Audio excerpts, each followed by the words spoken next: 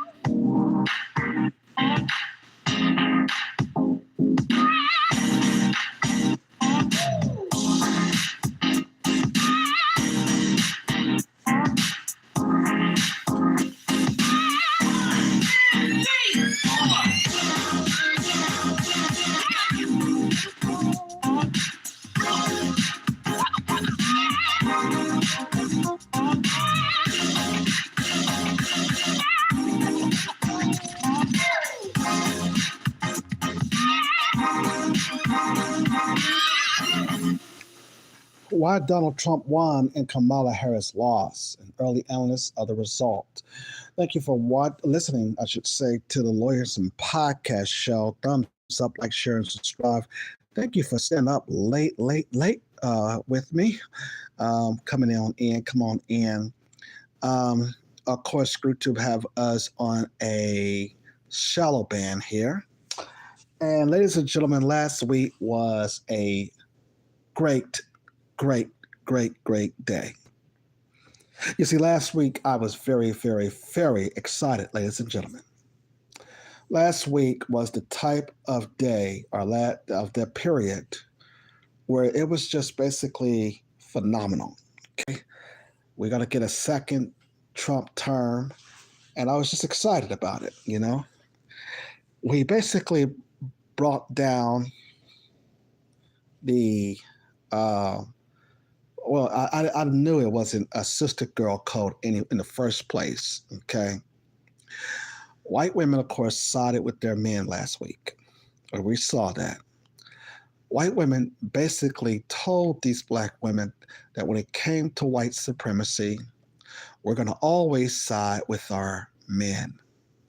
And now you got all of these, these LGBT females and these chicks and these women who basically are unattractive and these white liberal girls and chicks and whoever, they're all online now talking about that they're going to shave their hair, the 4B movement and all this sort of stuff, because last week was historic. Last week, we took down Kamala Harris. You see, Kamala Harris was not selling us anything. Kamala Harris was only selling us death, abortion. And just like Obama and them did is when they came in office, wear a condom and all of this when you have sex and all this. You see, this is what they want to do. They want to basically promote death and genocide. And this is the reason why we took down Kamala Harris. We were very, very excited that we had taken down Kamala Harris. You see, she was not going to do anything for black folks, man. I mean, you understand? And so we made the case against her as well. We said that this woman is fake. We told you that this woman was fake. We told you that we were going to end her campaign. We told you we're going to destroy her campaign, and that's exactly what we did. That's exactly what happened. Okay? We did it, black men. We did it, black women who basically helped us as well. We did it. We brought Kamala Harris down. And all of these people basically are upset. You black men don't talk to us. You black man, you don't, oh, I can't stand you. You don't understand. You black man this, you black man that. And they try to say that we got help from the Latinos. Okay. But Latinos had always voted Republican. Hispanics and Latinos always voted Republican. There was an article basically that came out that suggested that there was 3 states, of course, where black men were needed: Wisconsin, Pennsylvania, and I want to say Michigan. And of course, Georgia was going to be the 4th leg. Philadelphia, of course, being and Pennsylvania is where the Democrats need a lot of blacks to come out and support. Okay, that didn't happen in Pennsylvania. Philadelphia didn't happen. And Georgia, Atlanta needed a lot of black people to come out. That did not happen. Okay. And Detroit, Michigan, and other black areas in Michigan, they needed to come out for Kamala Harris, right? That did not happen. Cities in Wisconsin, other places, it did not happen. And as a result of it not happen, basically, we destroyed Kamala Harris's campaign, like we said we were going to do. Okay, we did it, black man. We did it. We destroyed her campaign, and the significant amount of black women who helped us, they're calling these black women pick-me's. You know, y'all are pick-me's. Y'all basically sided with black men.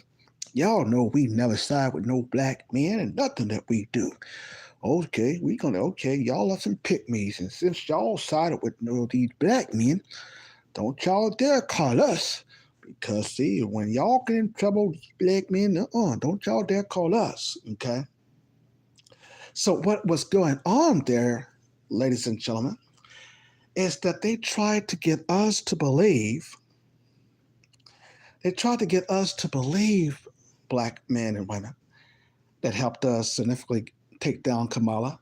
They try to help us to get us to think that Kamala Harris was a black woman. That's what they tried to get us to think, man. You see, black men, they tried to get us to believe that she was basically raised in the United States, which is a fraud. The woman was raised mostly in Canada. Black men, they tried to get us to believe that this woman, right, was somehow going to basically help with a new direction. And they did not have no economic policies for us, black men. She did not have nothing. The Democrats were selling death and abortion and all of this stuff. And we wasn't going for it. Okay? And so we brought it in to Kamala Harris. We brought it in to Kamala Harris, and the reason why we did so, black men, and we're going to make the case as to why we done it, because see, there's a lot of black women and a lot of black men who voted for her who is uneducated about her history. It's a lot of black men and black women who voted for her because they were not understanding about how dangerous she was and how dangerous that a continuation of a Joe Biden presidency through her and also as the likes of through Obama. This basically means that she was going to continue to destroy the black community, and we stopped her. And how we do it, black men, and the significant of black women who helped us, we formed a majority. We saw the statistics that in 2020, there was 84 or 81 million people in general who voted in the last election, the 2020 election. This year, they said it was only 71 million. So every 4 years, It's all the presidential race always lose at least 10 million people. That means that we had a lot of more people voting the couch, and we brought an end to the Democrats' lies. We're going to look at it tonight. Why do we bring it in? They have been lying to us ever since slavery. They have been saying that they're going to give us 40 acres and a mule. And what did Andrew Johnson do after the Civil War? After we helped these white folks and white men who were even basically, there was white men who was so scared, as Dr. Claude Anderson pointed out, they was told by Abraham Lincoln, hey, come on over here on the battlefield of the Civil War. We're getting ready to fight the South. And those white men took off running. I'm not going to fight in this war, right? And so they had to bring in the black slaves. And they promised us that if we defeated the South, we were going to get our 40 acres and a mule. And they lied about that. Abraham Lincoln, of course, got assassinated. And then after that happened, of course, here come Andrew Johnson, a Democrat. And what did Johnson do? He vetoed 40 acres and a mule. And he reminded me of the same Johnson 100 years later, Lyndon B. Johnson, who had friends who tried to, as Malcolm X pointed out, tried to filibuster the civil rights legislation. And you're asking black men? While we basically now not only has snatched up the plight from the old civil rights generation, but the grassroots is now have taken over the black plight. And we're not listening to the white media. We're not listening to these hand-picked bootlicking Negroes and flunkies that these folks are coming on the cable network and talking about with black people. This is their agenda. We don't give a damn about you talking about abortion. Okay? This woman was a fraud, and we proved that, right? We were able to basically create a majority and get this woman out of here. And of course, we're going to basically move over to the side that she was laying up with white daddy. We're not gonna talk about that. We're gonna basically put that to the side. Okay, black man. We didn't even consider that, did we, black man? We didn't consider that Kamala Harris was laying up against white daddy. We didn't consider the fact that she slept her way to the top. We didn't consider those things. That she was out there sleeping with Montel Jordan or whatever, or Williams, whoever. We didn't consider that. Okay? We didn't consider that she lied about bumping Tupac when she was in college. We didn't consider that. When the man was only 11 years old, when she told me I was listening to Tupac when I was at Howard, this woman's lying. She never mentioned black men. That if she listened to Tupac, or even in his his later years, she didn't mention that, that he was in a group called Digital Underground before he became a solo artist. So this woman was a fraud from day one. And then black men, they thought that we were going to basically, to support her. Okay. But the question would be, why did Donald Trump win? Why did he win, black men? Because we were sick and tired of the Democratic Party. And then the ultimate insult is to have your so-called first black president coming out here wagging his fingers, talking about, you don't want to vote for her because she's a woman?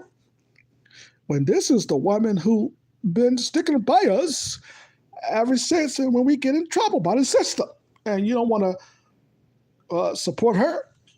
No. Kamala Harris is the system. Kamala Harris had been put in San Francisco when she was a DA and a prosecutor. She was putting innocent people in jail. She was basically locking up black women because of truancy violations in San Francisco. This was a woman who was basically forced by a higher court to basically look at the evidence in innocent people cases. This woman was dangerous. And had she became president, she would have used the same thing to put not only black men in prison, but also black women. We just talk about going back to why Trump won here. The article from Brookings will start us off by William A. Galston. He writes here that Trump won a personal victory in the 2024 election, sweeping all the swing states, improving his vote share just about everywhere, and unlike his 2016 victory, garnering an outright majority of the popular vote. In addition, he led the Republican Party to a larger than expected Senate majority, and although many House races remain to be called, an expanded House majority may result as well. These gains are more than incremental. Indeed, they may signal a new era in American politics. Political scientists and historians will spend years analyzing the causes and the significance of this election. My focus is more immediate. Although the data are imperfect and incomplete, they're talking about their little polls here. They're talking about them lying, talking about, oh, Kamala had this lead, and she had this lead in Michigan, and she had this lead in Wisconsin, and oh, black men are going to come out for her here. Now, mind you, let's go back a year or two ago, okay? When they had, they were saying that, oh, we don't need these black men. We don't need these black men. They don't have to vote. We'll be able to create a majority because we don't need these black men. And then they found out that they got down to the last 2 weeks of they got down black men to the last 2 weeks when it was time to go vote. And then she basically admitted that she was having trouble with black men. But anyway, the article goes on to write here that my focus is more immediate. Although the data are imperfect and incomplete, I will offer preliminary answers to 2 questions, which are really 2 sides of the same coin. Why did Donald Trump win the 2024 presidential election? And why did Kamala Harris lose? Ladies and gentlemen, it was very simple. You see, Kamala Harris was not only a fraud, but she was a liar. Okay? And as one white woman had pointed out, they should not have candidate, these Democrats. Some people said that y'all should have kept Jim Crow Joe in. No. Donald Trump would have won against him too, because Jim Crow Joe was going senile. Okay? But anyway, the article says Donald Trump's theory of the case was broadly correct. He and his campaign managers believed that it was possible to build on Republicans' growing strength among white working class voters to create a multi-ethnic working class coalition. He was right. If the exit polls turned out to be accurate, he may strive among Latinos and African Americans, especially men. He increased his share of the black male vote from 12% to 20% and carried Hispanic men by 9 points, 54% to 45. You see? So at that point, Hispanic men was not on the board at that point, you see, while they saying that Hispanic men did it, okay? The Hispanic men often, as they always do, like Latinos and Hispanics do in general, often will look at what the black man is doing, like everybody else, you see. The Trump campaign also believed that they could improve their performance among young adults, and they did, from 35% in 2020 to 42% this year. Anecdotal evidence suggests that most of the gain reflected a shift towards Trump among young men. Trump spent lots of time on podcasts such as Joe Rogan's whose principal audiences are this otherwise hard to reach group. After the Republican primaries, the victorious Trump force faced a choice.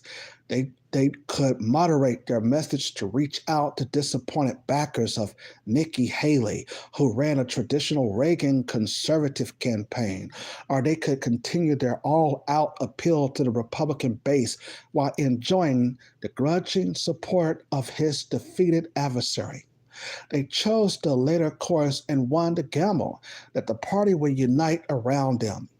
Donald Trump received 94% of the Republican vote and, as a bonus, reduced the Democratic edge among independents from 9 points in 2020 to 5 points this year. The Trump campaign tactical choice paid off. Now, remember when we talked there about money, Kamala Harris raised $1 billion. Now, look at that, black folks. She raised she raised $1 billion. And of course, Elon Musk gave Donald Trump $130 million, but he had other campaign donations. Now, Kamala Harris is in $25 million debt. What was the chances of her getting all of this money in her campaign and still losing?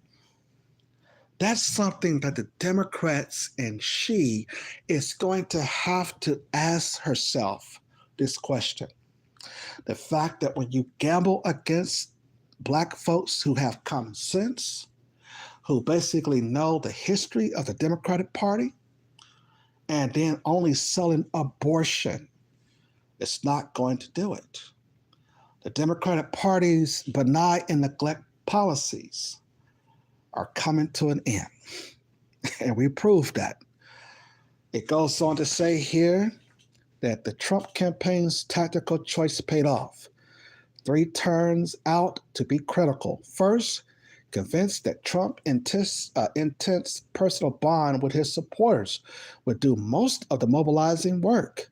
The campaign decided not to invest heavily in traditional get-out-the-vote organizing, and instead outsource it to supporting organizations. Although Harris' campaign touted an advantage in the ground game, there's a little evidence that it made much of the difference. See, it basically looked and see that she waited to her last 2 weeks in the campaign to give black men a nothing burger, thinking that it was going to get us to just flee to the polls in those last 2 weeks. You see, it's not going to happen. Second, the Trump campaign decided that Harris' stance on transgender issues was the Willie Horton of 2024 and invested heavily in negative advertising that dominated the airwaves throughout the South. Anecdotal evidence suggests that this campaign helped weaken Harris' efforts to portray herself as a common sense center-left candidate rather than a missionary from San Francisco. Third, Donald Trump chose to modulate his stance on abortion by declaring early on that each state should decide this matter for itself and then doubling down by vowing to veto a national abortion ban.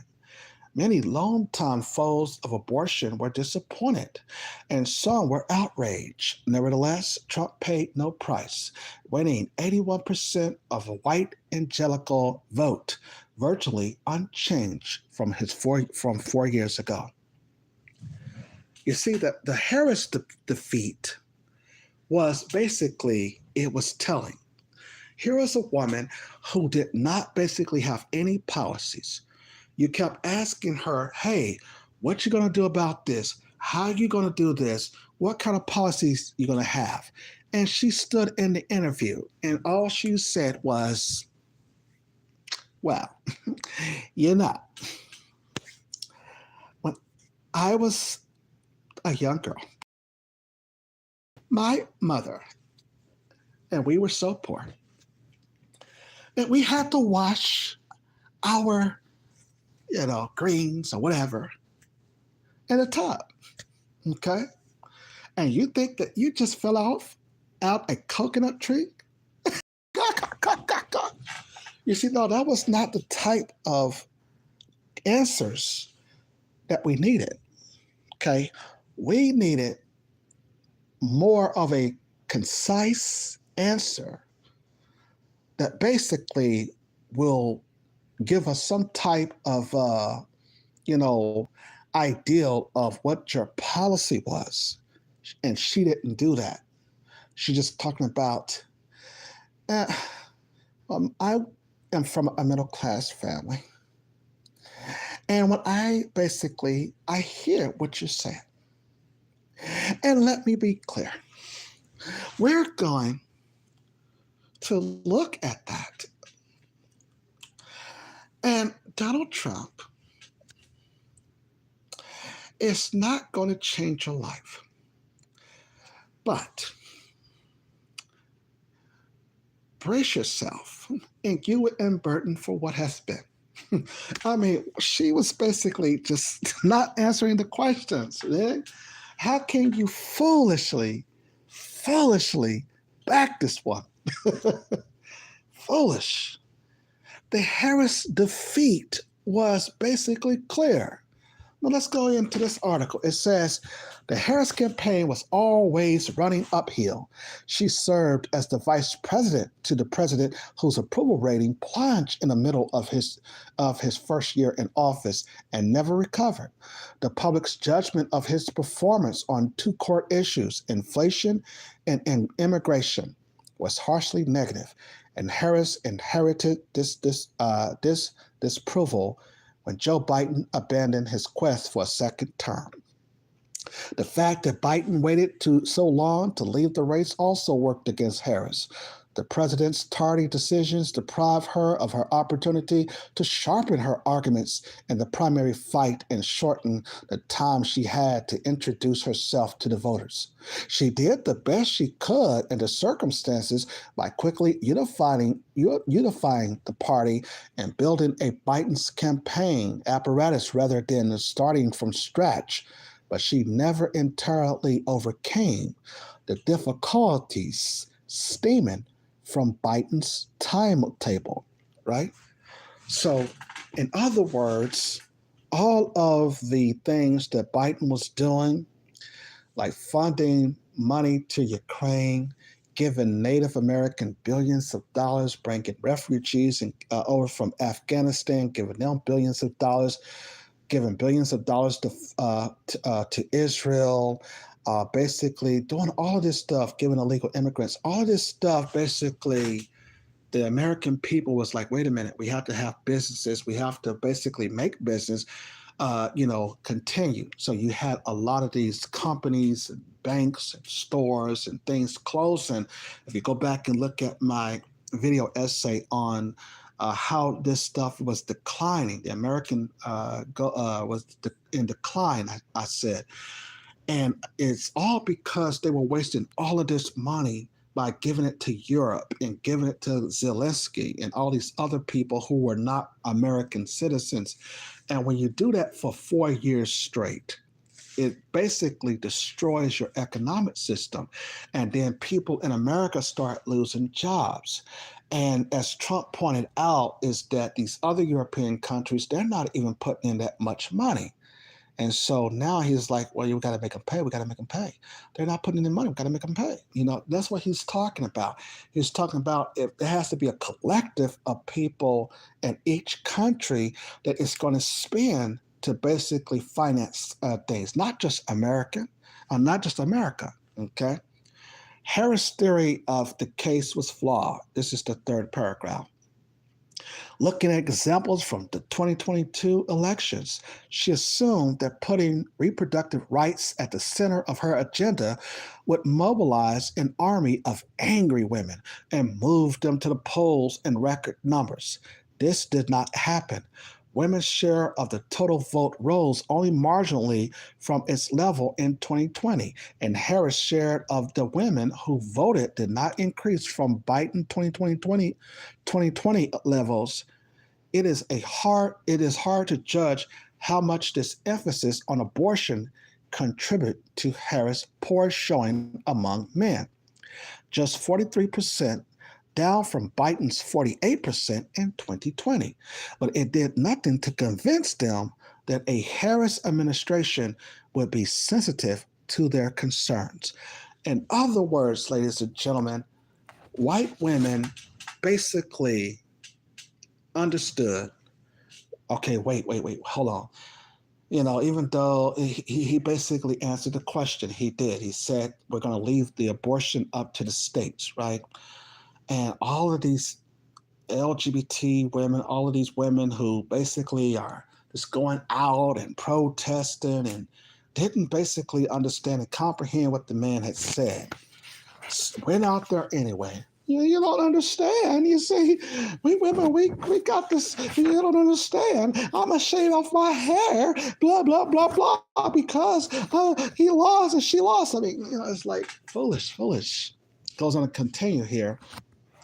Her closing argument that Donald Trump posed a clear and present danger to democracy fared a little better. This happened in part because many Republicans and independents saw Harris and the Democrats as the real threats to democracy, and also because the charge offered no new information that would sway voters whose minds weren't made up. Donald Trump may be the best known candidate in modern American history, making it difficult to change anyone's views of him. Next, Harris' tactical choices made her problems worse. First, she spurned opportunities to create a clear political profile. Although Biden's unpopularity burdened her campaign, she refused to separate herself from him in any way that broke through the persuasible voters. Similarly, by refusing to explain why she had abandoned the progressive position on crime, immigration, healthcare, and climate change, she blurred the public's perception of her open to the door of the Trump's campaign's charge that she was a closet radical. Thinking back to the successful campaign of Bill Clinton in 1992, some Democrats were hoping Harris would have a sister soldier moment in which she broke with the Sun Party orthodoxy in order to show her independence, but this did not happen. Second, Harris' decision to avoid media interviews during the first half of her campaign created an impression that she was dependent on scripted remarks and afraid to think on her feet. Answering tough questions can enhance a candidate's reputation for competency and character, a potential upside to which Harris and her campaign seemed oblivious for much to do long.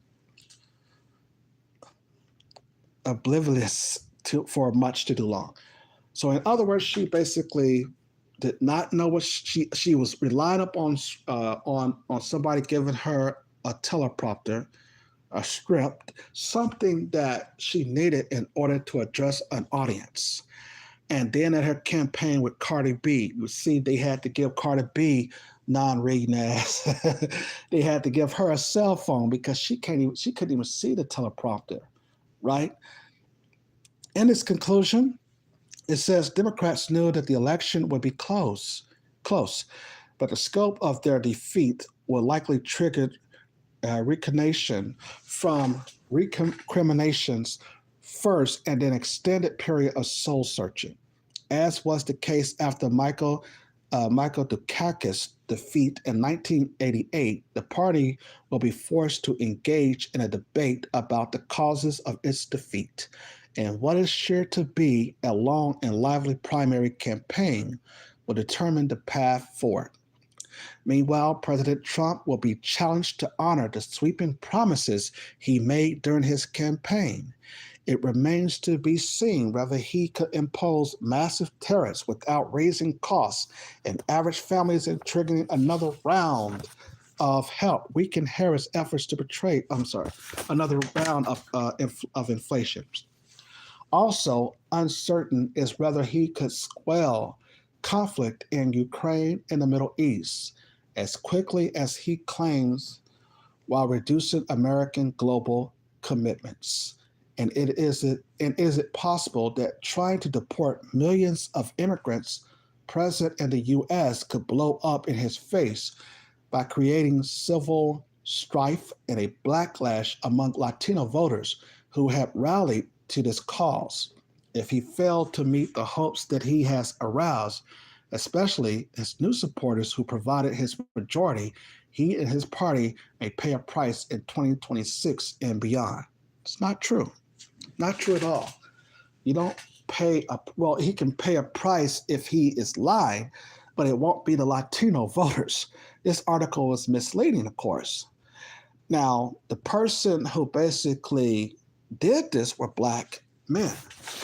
See, they sent Raphael Warnock out there, and they basically tried to get him to help mobilize black men. Sent Obama out there, remember.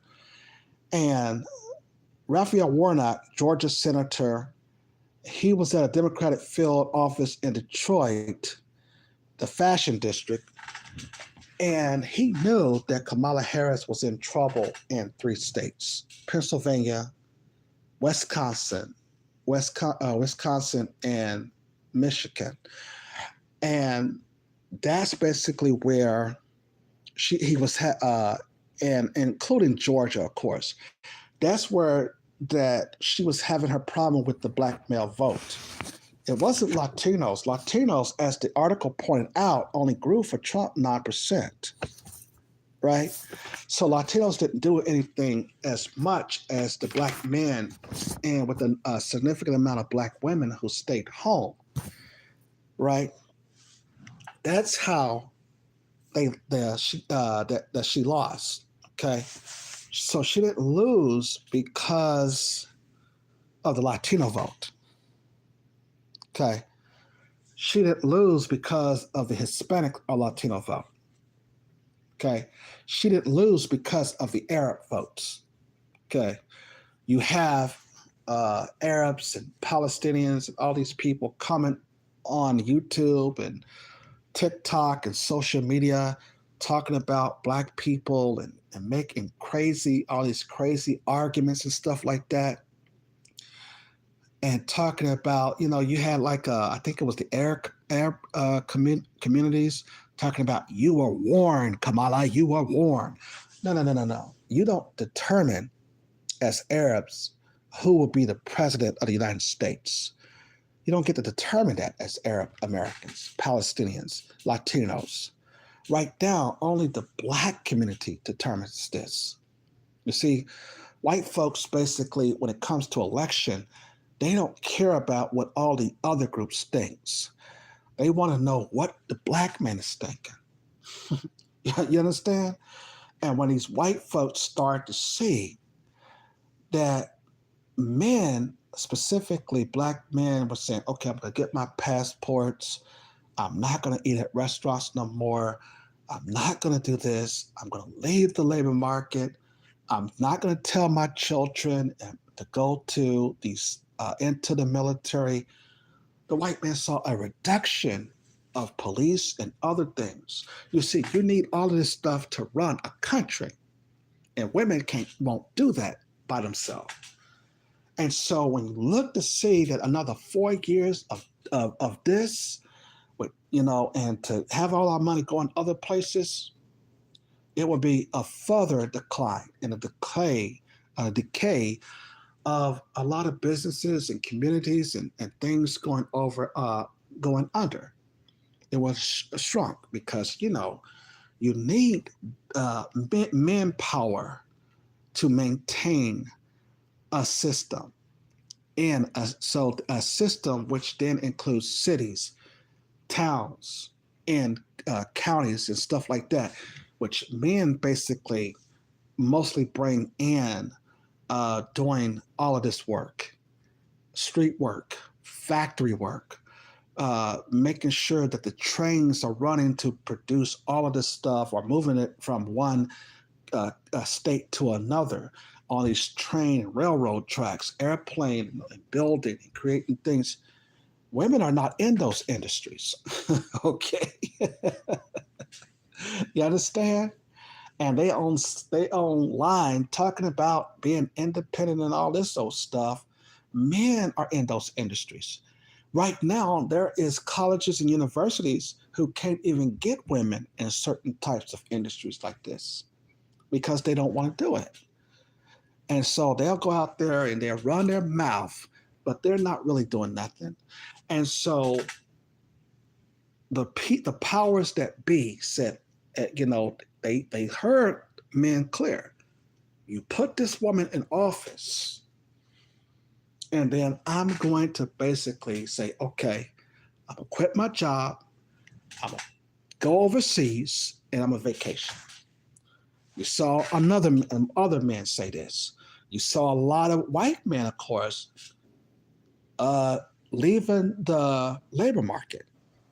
Men were basically going everywhere. Okay, how dare you disrespect men like this?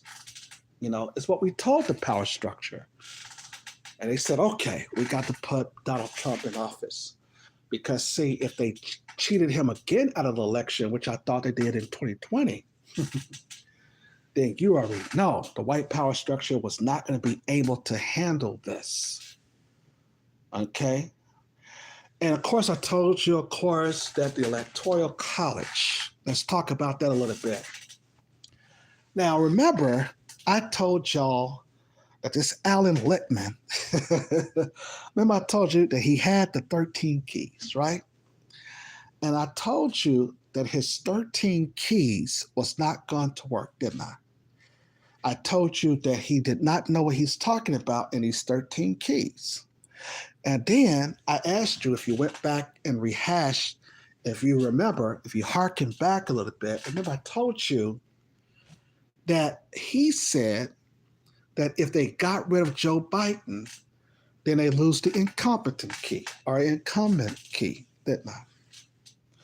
And by basically telling you that he was wrong, then what happened?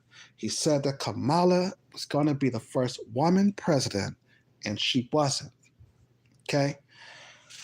And the reason why she wasn't is because the white male population recognized that men was basically they were basically losing out. They were basically saying, okay, no more of this. They were not participating in society. Okay? Now they would go to work. I'm not saying that they wasn't doing that, but they were not basically doing what men do in society. They were looking at all of these benefit for these other people and instead of citizens. And the power structure in America say, oh, we can't basically allow this. Okay? Because who run the society, who build and manufacturing all of this stuff is men. It's going to be that either we basically stop, funding these other things outside the country. We bring this other president in who is a nationalist, who is going to say, we're going to put America first. And that's exactly what Trump did in his first term. And so this is why he won. And not to mention, he had a black plan called the Platinum Plan, into which he couldn't do because he had so much pushback from the black politicians.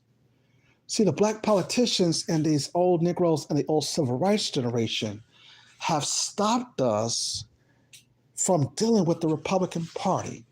And there's a reason behind that. And it goes all the way back to slavery, as I mentioned. The Republican Party in the 1860s and 70s, it was important. I might do a whole entire podcast on this. But did you know in Wilmington, North Carolina, I think that's the city, They sent six House of since blacks representatives to the House of Representatives in the 1860s and 70s. In the 1860s and 70s, there were black Republicans in the 1860s and 70s. You want to have black women online upset because Kamala Harris did not win the presidency? Okay, not to mention the so-called first black man president. You had black people in the 1860s and 70s out there dancing and partying, drinking malt liquor, talking about, hey, how you doing, Percy Earl? Oh, hey, how you doing, Mary Jo? You know why they was dancing? They were dancing and partying in the 1860s and 70s because they thought that America was about to elect its first black vice president at that time. Okay? You had black people doing businesses. You had black people in newspapers.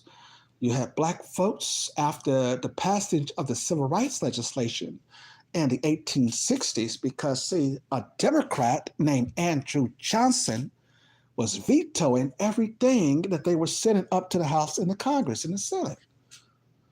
He was vetoing everything, just like he did the 40 acres and a mule. And black people were making progress. We were working with the Republican Party at that time. And Abraham Lincoln, after his assassination, we were supposed to get the land. But what happened though? When he got assassinated, here come Andrew Johnson. And Andrew Johnson vetoed it.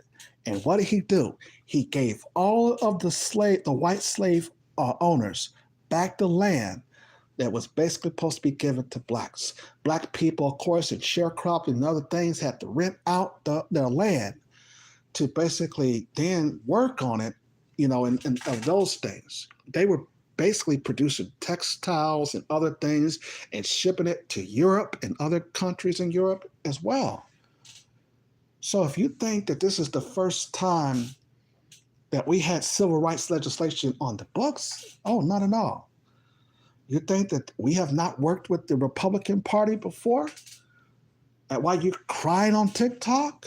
Oh no, sweetheart. This is not the first time that black folks worked with the Republicans.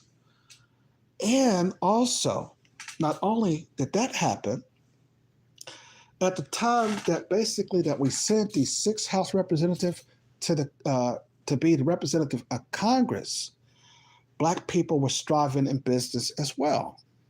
Okay? And it was the Democratic Party who kept on pushing us back. Like I said, you had black people who were in the House and the Senate.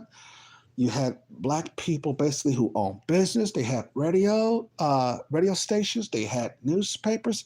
Well, not radio stations, but they had newspapers, right? But guess what happened in the 1860s and 70s? There was a flash mob that came in. And guess who started that flash mob? It was the Democratic Party. And they came into town with shotguns. And they told the black people in that town, y'all better get out of town by sundown. And what did black people have to do?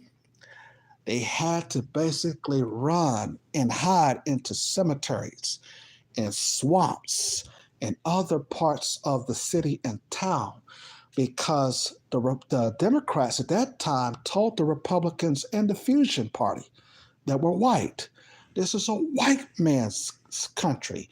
It should be ran by white men. You can also go to the 1900s, of course, during the Jim Crow era, where we had the black codes and things of that nature, the things that they do not want to teach our black kids and students in the schools. Okay, let alone, they don't want to teach slavery, but most importantly, they don't want to teach about the Jim Crow era in these schools. In the 1860s, during Reconstruction, they do not want to teach that because it would show that black people had this progress. But of course, we also went through regress as well in history, right? And it took Black people another 100 years, of course. And then you had the 1960s, of course, where another Johnson, just like Andrew Johnson, another Johnson came in and said, instead of basically redoing and giving you back what you lost in Reconstruction and what you lost in a Jim Crow era, we're going to give you jobs. You know, when I had my my phone system, remember, I had a white dude call up and say, why are you niggers complaining? We gave you niggers jobs. And remember, I told you that jobs, for the most of us, it's not an economic concept enough, because you can lose a job tomorrow. Your children cannot inherit a job. You see, when you leave or you get fired, hell, the next person that they give the job to get the job. Your children gets nothing. And so these white folks have basically been able to convince a significant amount of Black people, to convince us during the civil rights generation, that jobs is supposed to be an economic concept for Black people only. And that's not the facts, okay? Which is why they're changing the language. When you got people out here talking about people of color, you got people, they're out here talking about minorities and all this stuff, and these groups, they're breaking it to be more broad and ambiguous. No, there was no Latinos that had to face slavery and Jim Crow. There was no LGBT that was enslaved. There was no people of color, minorities, Asians, Latinos, Jews. None of these people basically experienced what Black people experienced in the 1860s and 70s, and then the Jim Crow era and the Civil Rights Movement and era. These people came over here and latched off. So we are in a separate category than them. You want to talk about Kamala Harris? Kamala Harris growing up in Canada and then coming over here to go to Howard University. And then because the HBCUs are now letting other people of color come over into their universities, she was able to then get people to believe that she was a Black woman. Her birth certificate is suspect, just like Obama's origin birth certificate was suspect. And then not to mention, this woman basically was lying about what she did when she was in college. You see, we cannot basically just, support anybody who the white media and these Black Boule Negro flunkies, just put in front of us. A lot of these folks, a lot of these Black people who are just coming into politics yesterday, they don't know what the hell they're talking about. I've been in politics since 1995. And the thing about looking at these Democrats and looking at their history is the reason why I left the Democratic Party. They are liars. We did not make no progress under them. Okay, a Black person get to stay in a white folks' neighborhoods, but as soon as you move into their neighborhood, they're moving out. Why? Because they believe that when Black people move in the neighborhood, that the value of the house goes down. They are still engaging in the same racial propaganda that their ancestors did. And I don't apologize for that and saying that. I don't give a damn who's listening. You understand? So this particular situation means that if we're going to have a Black female candidate, let's get somebody who was born in the soil. You remember Carol Moseley Braun? She ran for president. there wasn't not a lot of black women supporting her, but because Kamala Harris was married to a white Jewish man, and certain black women found themselves in a fantasy that, hey, this so-called black woman has a white daddy as a husband. Maybe I can do that. That is not going to be an example of what black fathers want their daughters to emulate. And also to look at the history of this woman, where she was slutting and sleeping around her way to the top of the political positions that low down Willie Brown was giving her in San Francisco. You understand?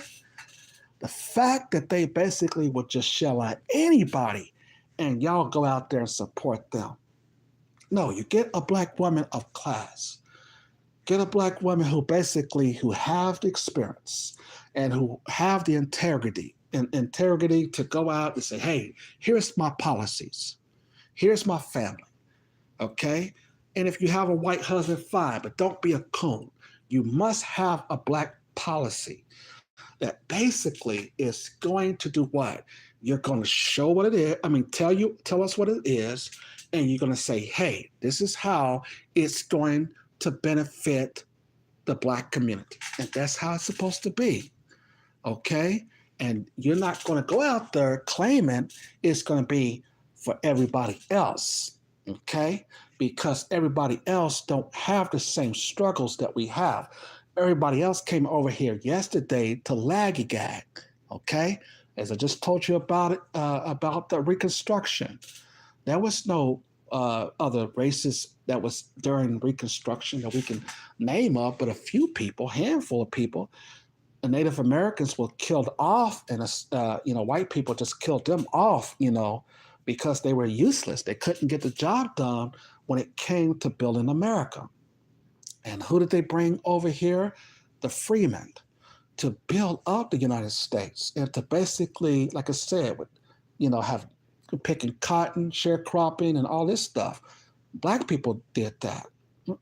Not nobody else. Was the Asians there at that time? No. Was the Latinos there at the time? No. Was people of color there? No. Was minorities there? No. Were Jews there? No. Okay. Was the LGBT community there? No. Was people of color there? No. None of these groups was there. It was only one group there, and that was black folks. Okay? And so this woman comes out of nowhere, just like a lot of these candidates that the white media put on TV. They come out of nowhere talking about they grew up in the hood and they went to this and that black college and just lying. We're sick and tired of these people trying to handpick who our leaders are going to be. We're done with that. Okay? Now, 10 years ago, what did we do? We did something very important, black men. What did we do? We snatched up the plight of the black agenda from that of the old civil rights generation. And of course, we made sure that it was not handed to their eldest children, right? We skipped over their eldest children for one important, simple reason. And that reason is because they were going to continue to try to keep us on the Democratic plantation. And we said, hell no, we're not. And so we had to go out and basically, or either set home rather, and not support this woman at all. She was a liar, okay? And the truth wasn't in her. Obama coming out here wagging his finger at black men also backfired, okay? And therefore, as a result of wagging his fingers, black men stood at home, or they voted for Donald Trump, or they did something else, okay? And in those times, remember, they said, hey, it's a tradition to vote. No, it's not. It's not no tradition to vote. You're trying to say it's a tradition so you can get us to go and vote the same way like the old civil rights generation. Okay? And the young youth that's growing up, they're not listening to these other people. They're not listening to uh, they're not listening to any of these folks. They're not listening to the old civil rights generation and their eldest children. They're not listening to the white media. They're not listening to these black flunkies that come on television networks. They're not listening to the black folks who they basically trot out in front of us. We're not listening to them. Okay? Now, who is the black youth listening to? They're listening to the black folks on the grassroots level. Okay? When we come back, on the Lawyer Henderson podcast show, speaking of these white folks, we're going to go in when we come back. We'll be right back.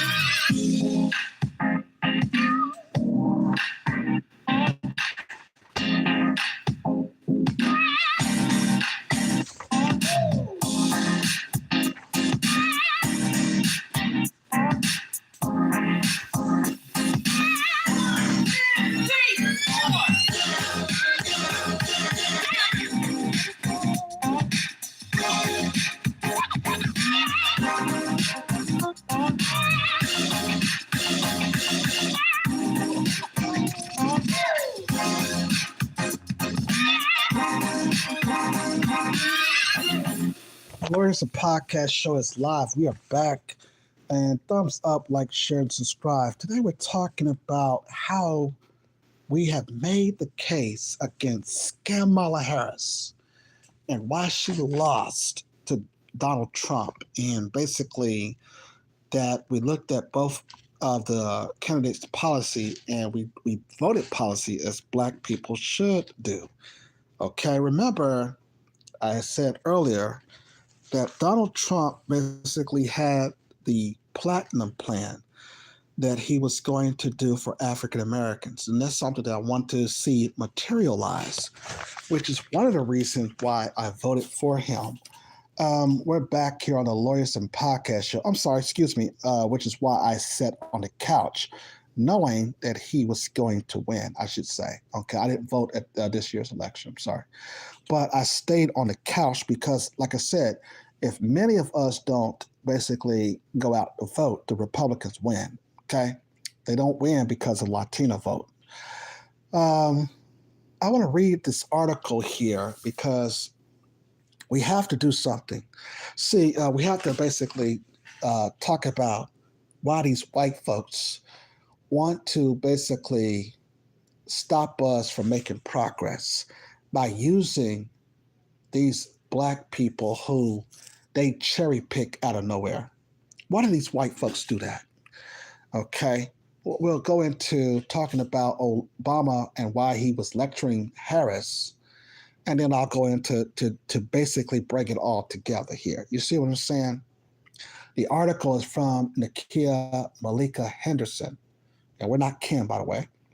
Bloomberg.com CNN reporter, right? She says, "Don't be sexist. Vote for Kamala Harris." That's one heck of a bumper sticker message. And it comes from America's first black president, the Hope and Change candidate. And a message directly, explicitly at black men. Okay? Of course, his Hope and Change did nothing. All right, going on, this article writes, in a speech in Pittsburgh on Thursday, former President Barack Obama signaled out black men for what he sees as they're reluctant to back Harris. You see what I'm saying? They knew that we were not for this woman. Prediction: black women will be the most pro-Harris voting bloc come November. The second most pro-Harris, pro-freedom. Now, this article is written on October the 13th, by the way. November, the second most pro-Harris, pro-freedom, and pro-democracy voting group. You probably didn't guess it, Black men. But still, Obama, who has made a habit of lecturing Black people to show he isn't beholden to them and to an ally white fears, felt the need to admonish Black men. As the Washington Post headline said, he was stern, according to the New York Times headline, calling out the brothers. The women in our lives have been getting our backs this entire time, said Obama, who had met with a group of Black voters earlier this day. When we get in trouble, the system isn't working for us. They're the ones out there marching and protesting. And now you're thinking about sitting out and supporting somebody who has a history of denigrating you because you think that that's a sign of strength, because that's what being a man is, putting women down. That's unacceptable. End quote. Obama, foolish. This woman is the system. Kamala Harris was a part of the system that we tried to basically dismantle. The article goes on to write, so eager to prove that he isn't beholden to Black people, he is the president of all Americans, and he would often say Obama had frequently signaled out Black people for reprimanding. This approach only underscores the stereotype of Black Americans as the problem that needs solving. He once told the Congressional Black Caucus to stop grumbling and put on their marching shoes. It's doubtful that icons of the civil rights movement like the late Congressman John Lewis or Representative Jim Clyburn needed to hear that from him. He lectured Black people not to just sit in the house watching SportsCenter or brag about the 8th grade education. He told a group of Morehouse graduates during a commencement speech among the best and brightest of Black Americans that they needed to stop complaining. Obama, really? On suggestion at the event with the National Association of Black Journalists, Harris was asked about her standing among Black men, a group being set up as a collective fall guy if she failed to win the White House. I think everybody important to not operate from the assumption that Black men are in anybody's pocket, Harris said in a sit-down interview with panel from the group. I'm working to earn the vote, not assuming I'm going to have it because I'm Black. Oh, you are. Black men at the highest rate than men of every other group will go with their daughters and their wives and their sisters and their aunts in the voting booth so they can all make history together. Perhaps that the picture Obama could paint wanted to hope and change, not coincidence. Jesse Jackson, who more than anyone paved the way for the Obama presidency, famously said that Obama talked down to Black people. Jackson's message was mostly lost because it was wrapped in vulgarity, but it turns out he was right. Black men don't need to be torn down. They don't need to be condescended to. They don't need to be scolded. What they need is a president who sees them, hears them, and make their lives better, just like every other American. Harris is making that case to them as best she can by listening, not lecturing. Obama should do the same. Now, here's the thing. They're basically are trying to say, when they say improvement of jobs, Black people, what they're talking about is basically, when they talk about making lives better, they're talking about how many jobs we're going to give these Black folks. That's for them to keep us in a segmented labor market, Black people. And we do not want their jobs, okay? We told them, listen, Black people are the one who built the country. We are not going to just support anybody that you trot out in front of us. We're going to be doing their homework, okay? We're going to be doing homework on them, I should say. We're going to be making sure that these black folks that y'all putting out in front of us understand the real truth, economic truth about black people needing money. You see, as a person that do films and television, or I try at least to, you cannot basically try to get people to go out here and buy your content or your music, or go out and to have dinner, or to buy this woman or that woman something when they can't afford it or they don't have money in their pockets. Okay, when you have money into the economy, people go and do things more, especially black people. And so 4 more years of Kamala Harris, these white folks would have been enjoying, not them, but the white liberals, I should say, would have been enjoying this crap.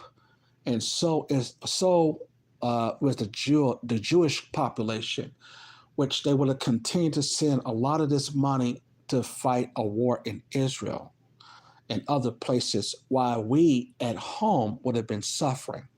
And we said no to it, black man, did we? Oh, yes, we did it, black man. We did it, black women.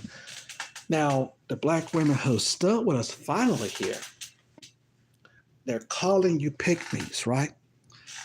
And you black women have to understand that when it comes to white supremacy, black women, we have always taught you, if we have not taught you, if you're not listened to anything else, black women, we have always taught you as black men that white supremacy is going to basically always outrun the sister girl code.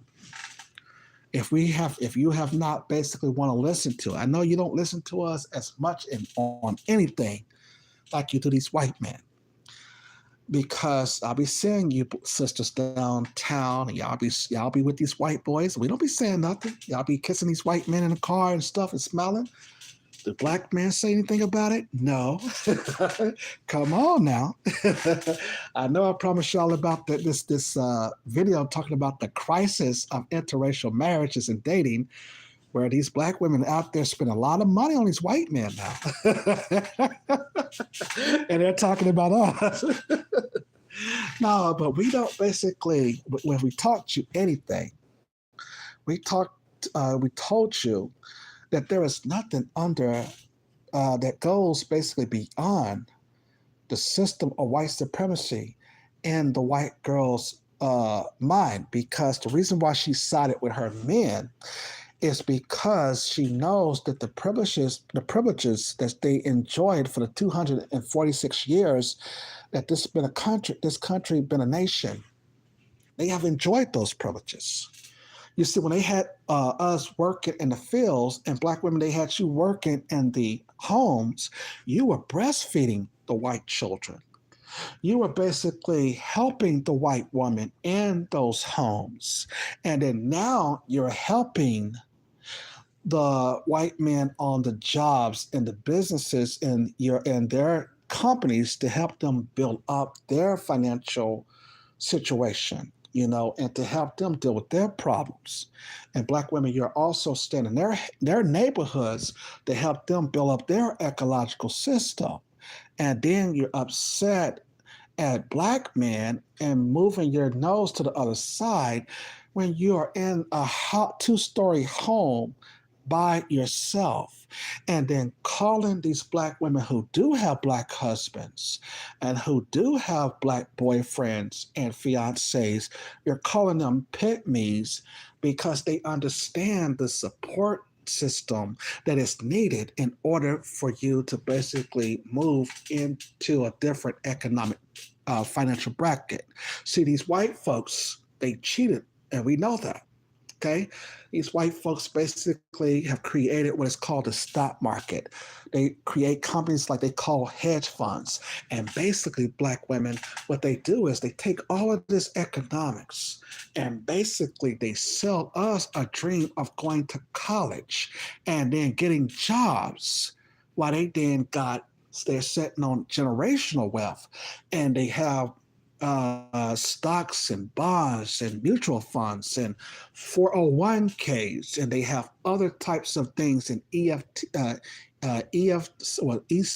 what do they call them? I forget what they call them, but these were, different types of mutual funds that they basically have established for themselves to create that generational wealth where they can take that portfolio and then get money and loans on their signatures. Remember, if you go back to slavery, of course, white folks got a lot of houses through the Homestead Act, and black people had to rent out the land. And they have to also, after the Democratic president, Andrew Johnson, remember when he vetoed the 40 acres and a mule law, black women? What happened there is that we had to give the land back to the slave owners, which is why we have not inherited enough wealth. And so white people have accumulated right now, accumulation of more than $127 trillion to our 1.9 trillion. That's a huge wealth gap. And that's the reason why we didn't go for the Democratic parties. We basically had to work with the Republicans and others because the Democrats have kept us on the plantation, and then they manipulated the old civil rights generation by saying, we're going to offer you niggers jobs, okay? And that's the reason why we have not been making progress here. And so we've been working with the Republicans. Of course, like I said, we have this platinum plan. We've got other things that, people have pointed out because of the reason why they voted for Trump. The economy was good under him. The gas prices was down. We had a lot of black businesses open under Donald Trump presidency. I can name a lot of businesses. And even though a lot of black people lied during the PPP loan scandal, but they were able to form their businesses and things of that nature and help to grow in economics. See, the Republican Party has never been strained to us.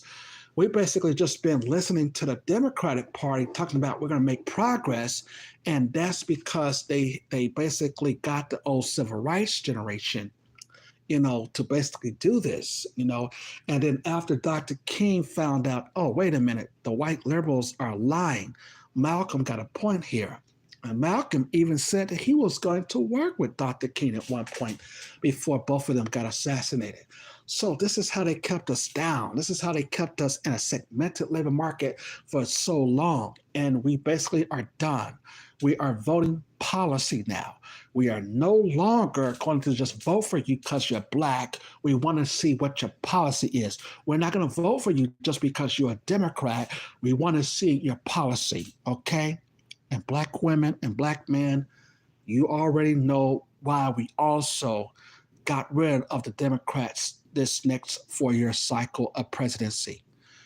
Black men, they were given money to the Native Americans, billions of dollars they gave to the Native Americans. They gave the refugees from Afghanistan, as I mentioned earlier, billions of dollars. These Democrats was given money to Ukraine. Black women, they were given money to Israel to fight in Palestine. They were spending all of those monies in other countries, in European nations, and helping them to build up their ecological system, while the average poor black American and other Americans, poor whites, we were basically saying, well, wait a minute, this job is closing down. That job is closing down. What is going on here? They just laid these people off work. Hundreds and hundreds and hundreds and hundreds of businesses going out of business, and we didn't have no jobs. And they were lying, talking about that they were creating jobs, but nobody was getting any. You see what I'm saying? And that's the reason that we had to do what we had to do. And then black men and black women, the ultimate, taking little of the money that they have left, funding these small increments in payments, and giving it to these illegal immigrants coming out of our reparations money. And you thought that we were going to basically, of course, go another 4 years to let Kamala do that after Joe Biden had already lied about setting up a reparations commission? Oh, hell no, black women. Okay? And I'm like, no, we are not going to let that happen. And black women, that's why we voted your fake ass sister girl, Kamala Harris, out. And that's all I'm going to say.